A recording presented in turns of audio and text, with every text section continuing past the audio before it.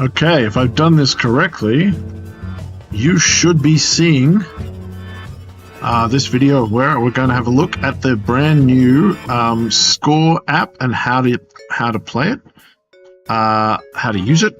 So I'm just going to pop in here, and I'm going to turn that music off, which you can do in the settings, but I'll leave the sound effects on. Also in the settings, you can turn off those streak effects if they're annoying you and the falling particles. That can also help it run a bit faster. Down here are the important ones, basically. The tutorial pop-ups will help you learn how to play the game, so you often want to switch those off if you know how. The player introductions thing is a bit where we go around the table and everyone introduces their character.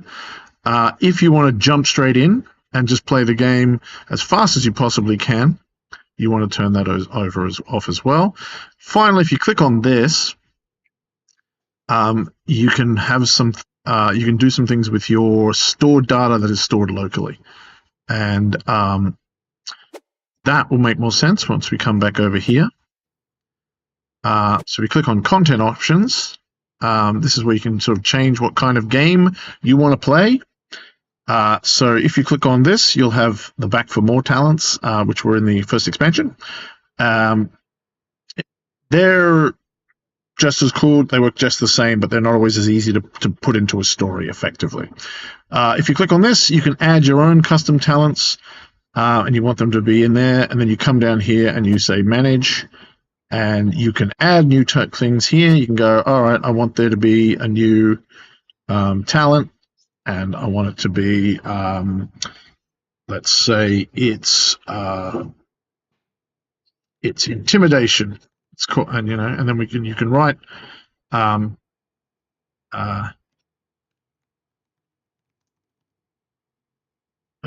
bit of a description. You could submit it, and it's gone. It's added into the content. You can also add, anything else. You can add a new goal. I want to steal the Declaration of Independence. Doesn't fit. There we go. Let's say the Constitution. That doesn't quite fit. There's a limit, otherwise things would go crazy. So there we go. I've decided I can submit that, and I can submit locations as well. So we could say space as a place that we want to go and do a heist. And then now, if we go, we can see that these have been added, and if we turn this on, those will be shuffled in. And the same goes for locations and talents. You can add those. I often turn on the locations and the goals because they aren't much harder to use. So that allows you to do that and choose those kind of things. If you like a way a heist falls out, you can go here and you can put a seed in there, and it'll load up exactly that randomness of the cards, of the cards coming out. And yeah, that's pretty much all you'll need to mess around with on this menu. When you're ready to go, you click play. Now I'll turn the tutorial off so it won't teach you how to play. Down here is the seed number. That tells you if you copy this to a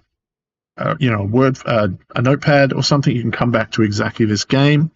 You also have another option in here where you can change the options for how things play out. So you've got two options here again. The long con means that the game runs a bit longer. It runs for 18 rounds instead of 14, requires a very particular set of cards. You can also turn on this mode up here, which means that changes the likelihood that your cards end up in the deck when you play the game. So if you want to be sure that most of the time you're going to look cool and do cool stuff and not have a situation where you're just being absolutely messed with, you want to turn that on. Down here, you can change the act structure. So the current structure of play is this one. It's 4-2-4-2-2. You can make it random, so you don't know the output.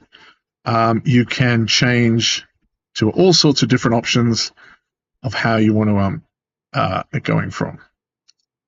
If you click me guessing, you'll know how long each act is once you start it. If you go all the way down here to the unknown, you'll never know how long the things are. So you never know when it's going to end. So that's an even more exciting way to do it. So if you just want to have your first game, just stick with the usual suspects. But it's fun to mess with that, I find. I'm going to turn the smooth criminal mode on for this, and then this is how you choose number of players. You can randomly generate some names for you if you're bored. And if you hit that for a while, you'll get into some really fun ones. So, you can just, there you go. You've got a whole bunch of names, and now you're ready to play. Click start. You'll begin by choosing what we're heisting and where we're heisting it from. And I've turned the character introductions off, which means we're not going to go through our characters. So we're stealing weapons from a parade. Sure, why not? Right. So it reminds us of that this comes up as well if you've done your character intros. Now, anytime during the game, you can click on this, which will allow you to change some of those options, put the sound back on, turn it off, and you can click here for more help about how to play. And we have starting out, and we have how to play. And so there's a lot of help in here. We really tried to make sure it's really easy to understand. Once you're ready to hit play, you just hit click, and it actually, again, even with the tutorials off, it explains how to play and jumps you straight in. So it tells you this character name, player name, this is what's happening. It's telling you, it comes up with a sort of background about, if it's a talent you don't have, it'll have a redder background, so it's not one of yours, but it says here how you use this talent to get closer, and it's reminding you up here what we're stealing and where from. And again, if you get stuck, there's some random things that will just generate. So even if you're really, really stuck, it will give you some ideas. So it's all really, really helpful. So you talk, say, I'm stealthing, I'm actually driving the float or something. And then next character, so you can see the red comes up here saying we don't need this particular skill. And again, gives you the thing. If you haven't clicked on it for a while, that little window will come up saying, I don't know what to say, to help you out. And you'll go through. Again, Jim's doing his traversing. Faruki's doing some forgery. And then eventually you'll transition into the next act. And you'll go through all of this cool stuff till you get to the end.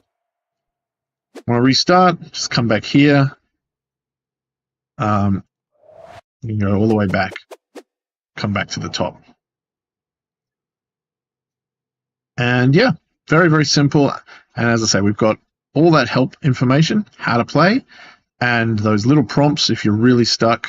So it should just let you play anyway. Now, obviously, only one person needs to have the phone.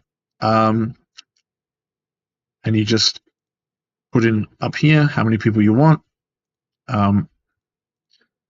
It means you can do it without the deck. I'll show you very quickly what it looks like if we go back here and we turn on player introductions. It's the wrong button.